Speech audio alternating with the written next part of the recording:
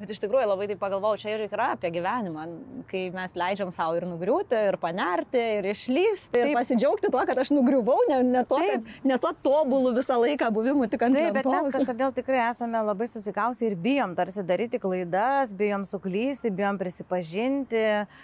Bijom visko ir tas baimės turbūt, nežinau, savaime turbūt užauga su lyg žmogumi.